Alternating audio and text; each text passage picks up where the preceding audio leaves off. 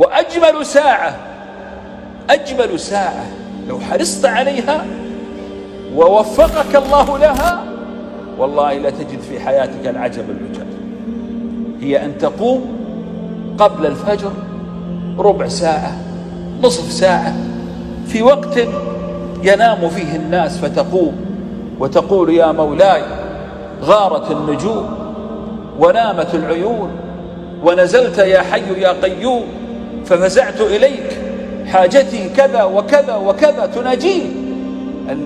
قيام الليل شرف المؤمن، لماذا؟ لأن العبادة التي لا رياء فيها، لا أحد يراك إلا الله عز وجل.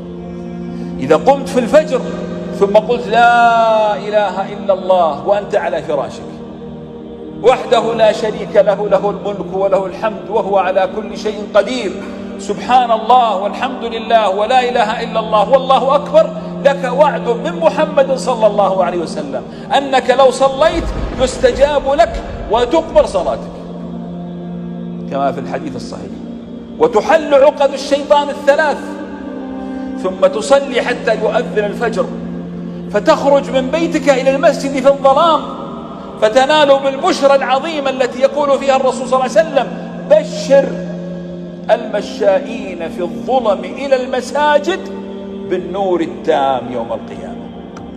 فتأتي إلى بيته فتصلي مدة صلاة الفجر نصف ساعة، الصلاة وآيات من كتاب الله، ثم تقرأ وردك وذكرك، هذه ساعة والله لو اعتدت عليها لتجد راحة وانشراحا في الصدر وفرجا في حياتك وتهوينا لشأن الدنيا مهما كانت سوداء في عينك، فاحرص عليها بارك الله فيك. الصلاة يا إخوة هي الصلة، فأنت هناك ترمي همومك، الوحيد الذي كلما سجدت له زدت عزا هو الله سبحانه وتعالى. فعندما تأتي بين يديه فتسجد وتعفر وجهك بين يديه، أكرم ما فيك وجهك فتعفره لله، تزداد بذلك عزا ورفعة، ويكون سيماهم في وجوههم من أثر السجود.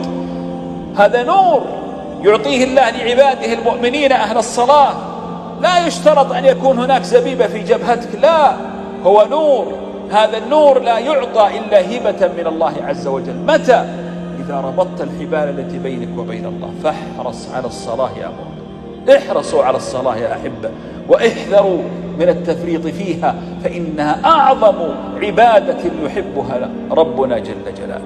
ومن صلى الفجر في جماعة فهو في ذمة الله حتى يمسي. خذ هذه القاعدة، اعمل للدنيا على قدر بقائك فيها، واعمل للآخرة على قدر بقائك فيها. كم ستعيش في الدنيا؟ 70 سنة، هذه مدتها. وكم ستعيش في الآخرة؟ حياة لا نهاية لها. أمن العقل إذن أن تضيع الصلاة، أن تضيع الصلة بينك وبين الله من أجل هذه الدنيا؟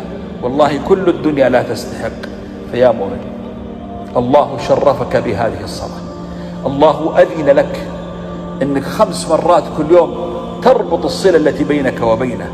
الله أكرمك، فإذا قلت الله أكبر قال الله أزيل الحجب بيني وبين عبدي. هل تعلم هذا أو لا؟ هل تعلم أنك كلما قلت الله أكبر يأمر الله فيقول أزيل الحجب بيني وبين عبدي؟ فإن قلت الحمد لله رب العالمين رد عليك الله، لا تقول كيف، كل نعم هذا هو الله يقول حمدني عبدي. فإن قلت الرحمن الرحيم قال أثنى علي عبدي. فإن قلت مالك يوم الدين قال مجدني عبدي. فإن قلت إياك نعبد وإياك نستعين اهدنا الصراط المستقيم صراط الذين أنعمت عليهم غير المغضوب عليهم ولا الضالين قال هذا لعبدي ولعبدي ما سأل. في كل صلاة ينجيك الله عز وجل. فاحرصوا على الصلاة يا إخوة، احرصوا على هذه العبادة. أتريدون جلاء الهموم؟ هنا في بيوت الله. أتريدون الحفظ من الله؟ هنا في بيوت الله. فإذا كان يوم القيامة وحشرت الخلائق ودنت الشمس على رؤوس الأشهاد قامت الملائكة تنادي أين الذين تعلقت قلوبهم في المساجد؟ هذا بالنسبة للرجال. وبالنسبة للنساء اللاتي حرصن على إقامة الصلاة في وقتها فلا يؤخرنها. فيا أحباء، يا أحباب الله، احرصوا على الصلاة، احرصوا على الصلاة، فلقد ضيعت في هذا الزمن من كثير من المؤمنين الطيبين الذين يريدون من ربنا عونهم. فإن أردت العون من الله فأحسن علاقتك بالله عز وجل.